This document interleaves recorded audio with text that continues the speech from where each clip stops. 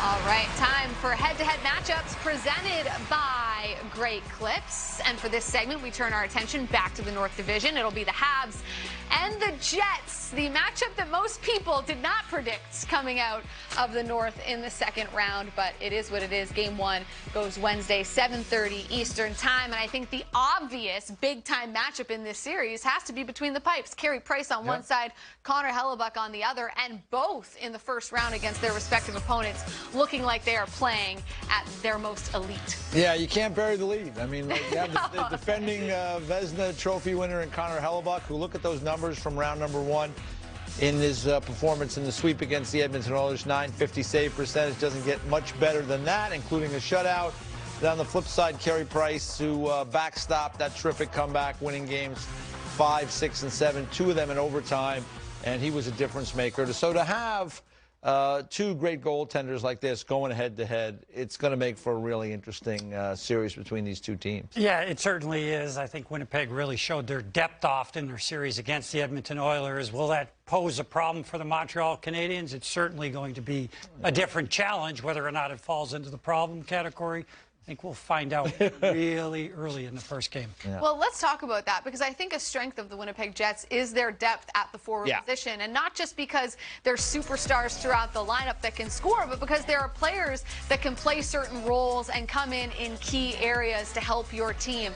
There's not just a Connor McDavid and a Leon Draisaitl or a Matthews and a Marner. There's a lot of players on this team that don't always get talked about that can burn you when they get their chances. Yeah, now clearly you're going to want to drill down on the Scheifele line. You have to try to stop him, but I love the definition and the slotting in this group of forwards for the Winnipeg Jets. They have Ehlers back. We saw what a dangerous player he was when he returned to the lineup against the Edmonton Oilers, and they've got other players in that group lots. They've got Pierre-Luc Dubois, they've got Matthew Perreault, Paul Stastny, right on through, and even some of the guys there that we don't really talk about much, like Lowry. I mean, there's a really good player that can be an impactful guy shift after shift after shift. So for me, this is a deep group of forwards that really all are set in nice roles and are defined pretty well within their group. Love the optionality for Paul Maurice. I mean, you got 3 centers like that right down the line.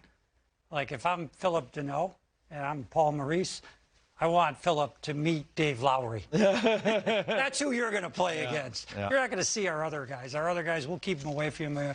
It's going to be a different story. And never mind that fourth line. And even Stastny, you can bring him up to center. That second line, if you want to move Dubois over. A lot of optionality. That is a dream for a head coach. It's a tough spot for the Montreal Canadiens. They play Game 7 Monday, have to turn around, play Game 1 on Wednesday. The Winnipeg Jets, meanwhile, waiting for 8 days to find out who their opponent would be. Paul Maurice probably loving it, looking at all the tape you can find on the Montreal Canadiens. Not to mention, you mentioned Ehlers, didn't start the series with the Winnipeg Jets against the Oilers, nor did Pierre-Luc Dubois. They've had now an extra week to rest, to deal with whatever injuries they've been nursing. So that bodes well for Winnipeg. But if you look at the blue line, who has the edge there? Is it Montreal? I think that Montreal's group of 4, certainly. That group is big, strong, should we just hard call to them play the 4 against. horsemen? Yeah, maybe that's we can call them more horsemen. I like that. I don't know. We can call them the 4 money bags, because they spent money on those guys, and they did it with the idea that they would play in big situations in important games.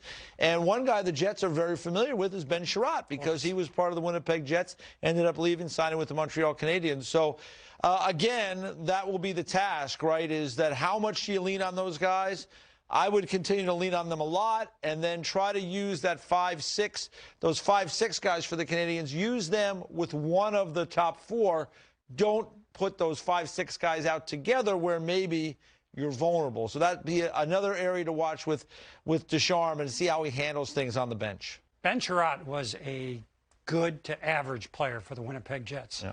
He's been an elite player for the Montreal Canadiens. He played the most minutes in Game 7. Certainly that's an all elite you defender, need to know. Right? Big, heavy, Absolutely. strong. He's not going to provide much offense. You know that. But he has definitely reinvented himself in terms of elevating himself up the depth chart, where he is a legitimate top 2 pairing guy now.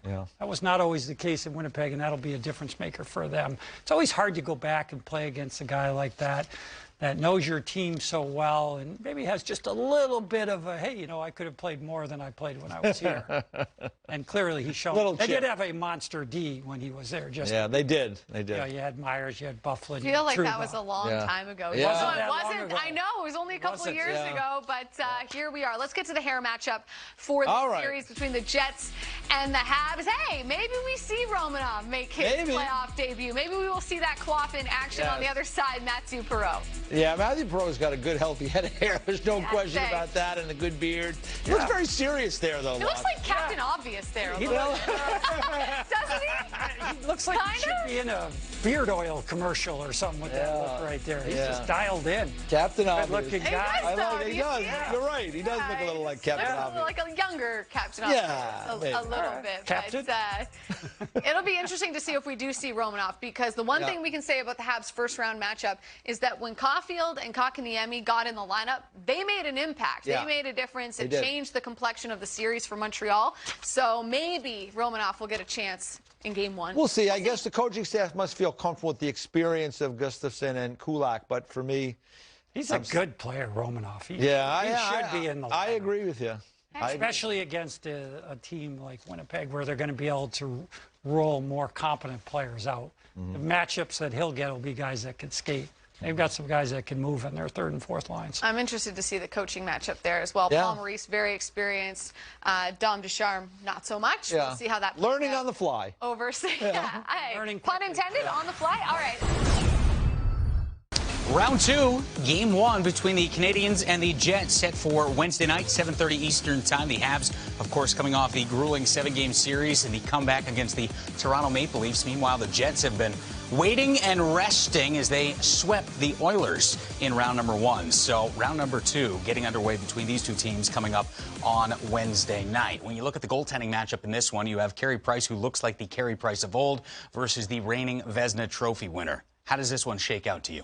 I think it's going to be great. A great goalie matchup, 2 Vezina Trophy winners, to your point, and the reigning in Connor Hellebuyck, who's taken his game to the next level and looks every bit as good as himself. And speaking of Carey Price, you talked about turning the clock back. For Carey Price, he too has looked great through this first round, and it was a little bit of an up-and-down season by way of injury for Carey Price, but not the case right now. He's back to being Carey Price, as we've all come to know, for the majority of his career. Have to give a lot of credit to their goalie coach, Sean Burke, who came in a tough situation because Stefan Wade overall did a great job with Carey Price. Sean Burke comes in, and he was able to also get Carey Price back to his form that we've come to expect. His movements, his timing, his reads, all on point. Connor Hellebuyck, the biggest thing that I like about Connor Hellebuyck is you watch him, is his stance is narrower, and by not being as wide, he's much better in terms of his balance. It allows him to make those lateral plays and be under control a lot more. So this sets up to be an outstanding goalie matchup.